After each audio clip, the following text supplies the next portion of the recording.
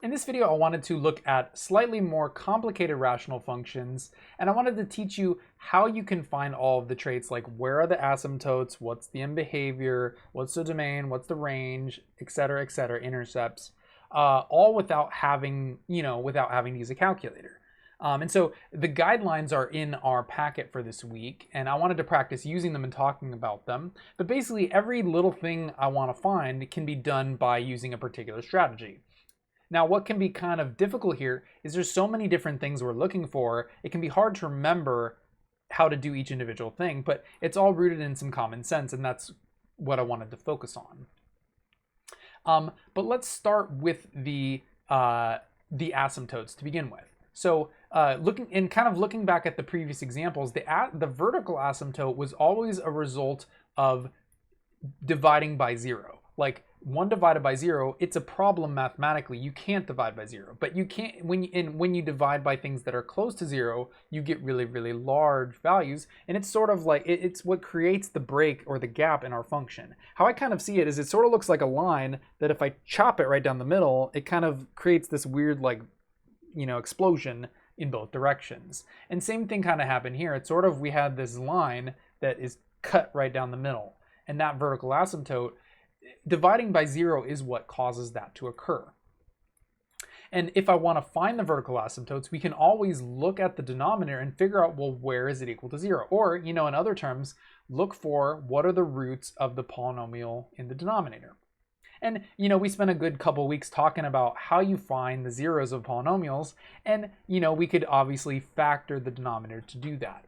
And anyways, that's what it says right here in bullet point number 2. It says setting the denominator equal to 0 solves the undefined values, which are the only values of the function not in the domain and often indicate vertical asymptotes. There's only very, very specific cases where it doesn't make a vertical asymptote, and we'll look at an example of that in another video.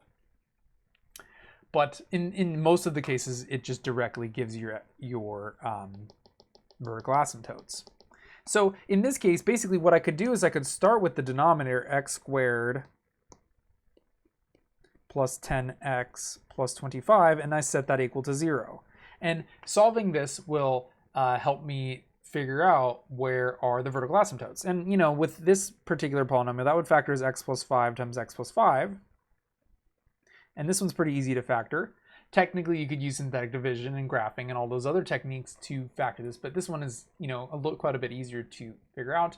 And that would tell me that I would have 2 factors because it's degree 2, as we know. And notice that this one has a multiplicity of 2 because it's repeated root. But all that being said, we have only one unique 0 or one unique value. And basically, this would be the vertical asymptote. There's only one of them because it was duplicated due to the multiplicity. And also, if I wanted to create a sketch of this function, as we're finding all of these things, we're kind of going to help piece together what the graph looks like. But starting with the asymptotes is always a good idea. And so in this one should have a vertical asymptote at x is equal to minus 5. So I'll go ahead and sketch that to the left as we continue looking at the other traits. And again, really, vertical asymptotes are created by dividing by 0. That's the reason why I want to figure out where the bottom is 0, solve the roots, and there can be more than one. In this case, there was just one, but that was just a coincidence. Like when we're looking at the next example, there will be 2 vertical asymptotes. There could be 5, 10, 100. It just depends on the degree of the denominator and how many of those are real roots. Now, the next thing we might be wondering is, what about the horizontal asymptote? How do I know where that is? And actually, not all rational functions have horizontal asymptotes, only in certain cases. And that's what kind of this big block of text is trying to enumerate and help you guys to find what's going on with the horizontal asymptote. So this fourth bullet point says the horizontal asymptote may exists, that's a nice typo, may exist based on the end behavior of the rational function. It can be found by examining the ratio of the term of highest degree amongst the polynomials p and q. And so kind of what that's saying is it depends on the degree of each of the polynomials. The first bullet point here says if the degree of p, which is the top, is greater than the degree of Q, which is the bottom, there is no horizontal asymptote. So in this case, the degree of the bottom is larger than the top. So that's actually going to be the third bullet point. And we'll come back to this in a later example. It says if the degree of P is equal to the degree of Q, the horizontal asymptote is this. And then if the degree of P is less than the degree of Q, then the horizontal asymptote is y is equal to 0. And that's the case here, right? Because the degree of P, which is the top polynomial, is less than the degree of Q. And all of the guidelines are saying as well, this must have a horizontal asymptote at y is equal to 0, or basically along the x-axis.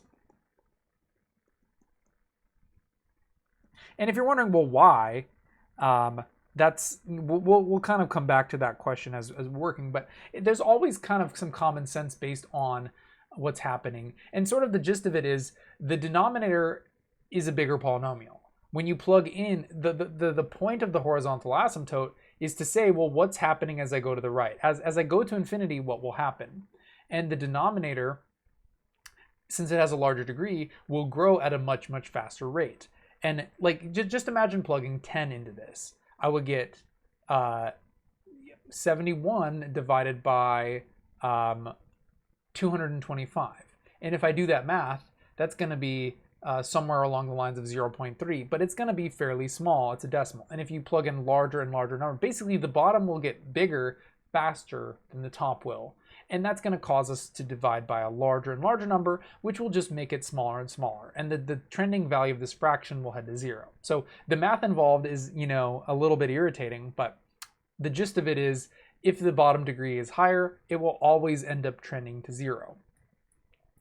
And anyways, that is how we can find that. So, I'll try to organize my thoughts here a little bit better for note keeping. But since the degree of P is less than the degree of Q, this must mean that y equals 0 is our horizontal asymptote.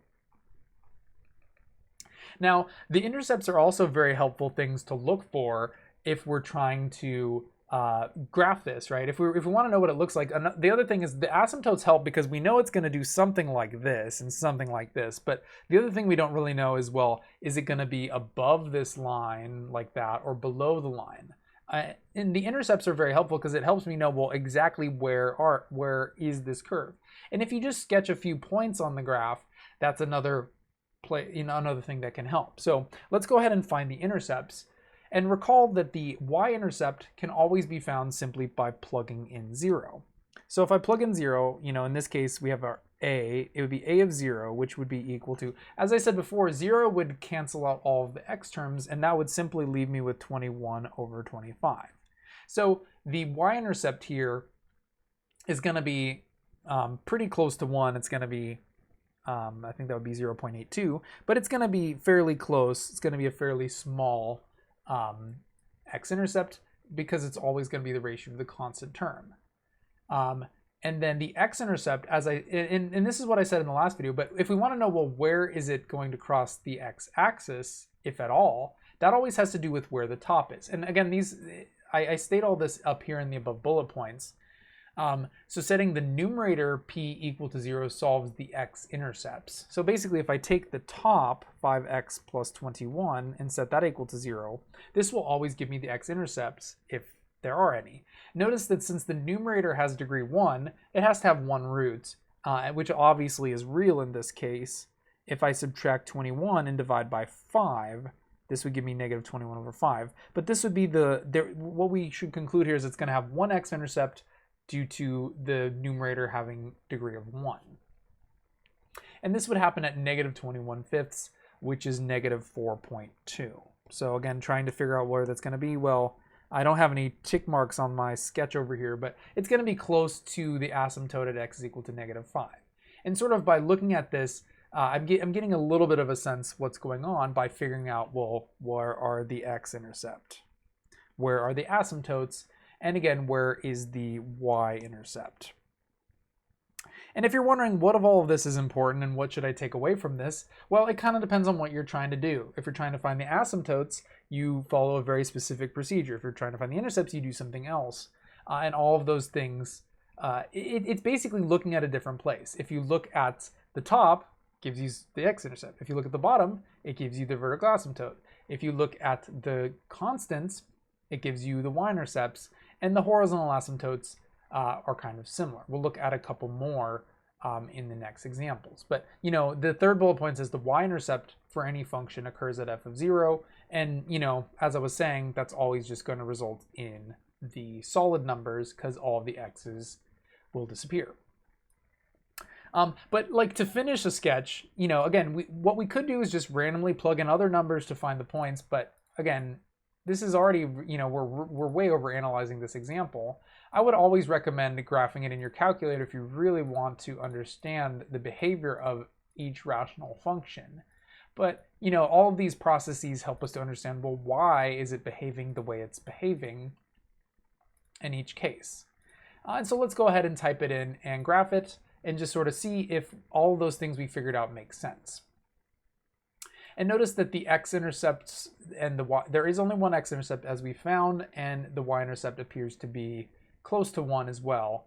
And what we can see is there is this weird gap at -5, but this one looks a little bit different. So if I could sketch what I'm seeing on my calculator, to the right-hand side of the asymptote, it's kind of jumping up like this and turning around and going down something like that.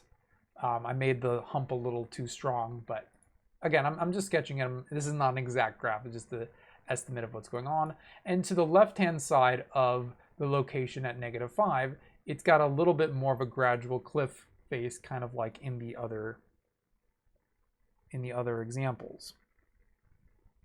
And basically, notice that this rational function is even crazier, even different looking than the one from before. Like these two from the last couple videos were relatively similar, but this one is even a little bit more different and unique than before. And this is another thing I want to talk about is, well, why do they have so many different shapes to them? And it has to do with the degree of the polynomials and how many roots they have.